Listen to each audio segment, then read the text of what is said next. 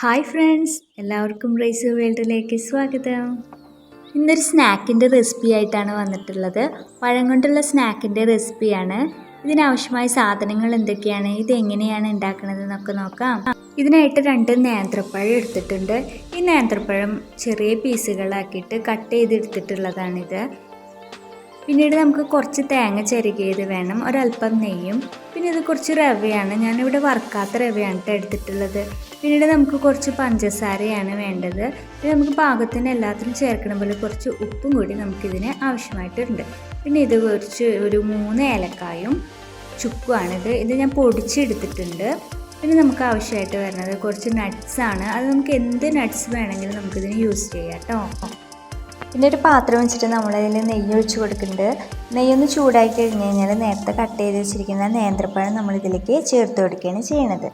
ഇതിലേക്ക് ഇപ്പോൾ ഞാൻ എടുത്തിട്ടുള്ള പഴം അങ്ങനെ നന്നായിട്ട് പഴുത്തിട്ടില്ലാത്ത പഴമാണ്. അതുകൊണ്ട് അത്യാവശ്യം ഒരു പഴുപ്പ് ഇതിന് ആയിട്ടുള്ളൂ. അപ്പോൾ അതുകൊണ്ട് ഞാനിതിങ്ങനെ റോസ്റ്റ് ചെയ്യണ നേരത്തെ ഇത് നന്നായിട്ടൊന്ന് പ്രസ് ചെയ്തിട്ട് ഞാനിതിങ്ങനെ ഉടച്ചെടുത്തിട്ടുണ്ട്.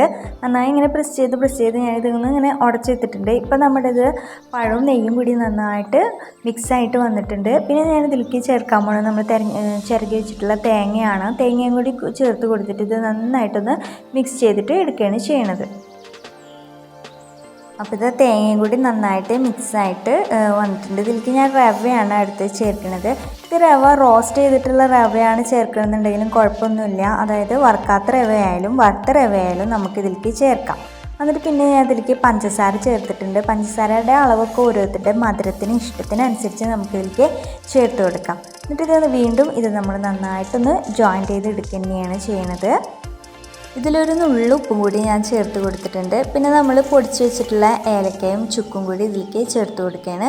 ഇത് വീണ്ടും നന്നായിട്ടൊന്ന് മിക്സ് ചെയ്ത് എടുക്കുകയാണ് ചെയ്യണത്. ഇതാ ഇവിടെ ഇത് നന്നായിട്ട് മിക്സായിട്ട് വന്നിട്ടുണ്ട്. ഇനി നമുക്ക് നമ്മളുടെ നട്ട്സുകളുണ്ടല്ലോ, നട്ട്സ് അത് എന്ത് വേണേലും ചേർക്കാം കേട്ടോ. കപ്പലണ്ടിയോ എന്താ നമ്മളെ കയ്യിലുണ്ടെന്ന് വെച്ച് കഴിഞ്ഞാൽ അത് നമുക്ക് ഇതിലേക്ക് ചേർക്കാം. എന്നിട്ട് നമ്മളിത് വീണ്ടും നന്നായിട്ടൊന്ന് മിക്സ് ചെയ്തിട്ട് എടുക്കുകയാണ്. ഇനി നമുക്കിതിൻ്റെ തീയൊക്കെ ഓഫ് ചെയ്തതിന് ശേഷം നമുക്കിതൊരു പ്ലേറ്റിലേക്ക് മാറ്റാം. പിന്നെ ഇതിൻ്റെ കുറച്ച് നല്ലൊരു ചൂട് പോയതിന് ശേഷം ഒരു ഇളം ചൂടിൽ നമ്മളിത് ഇങ്ങനെ ഒന്ന് ഉരുളകളായിട്ട് എടുക്കുകയാണ് ചെയ്തിട്ടുള്ളത്. പിന്നെ നമുക്കിത് ഏത് ഷേപ്പിൽ വേണമെങ്കിലും നമുക്ക് എടുക്കാം. അതൊക്കെ നമ്മുടെ ഇഷ്ടത്തിനനുസരിച്ച് നമുക്കിങ്ങനെ ചെറിയ ചെറിയ ബോളാക്കിയിട്ട് അങ്ങനെ ഞാൻ അപ്പോൾ ഇതിലേക്ക് എടുത്തിട്ടുള്ളത്.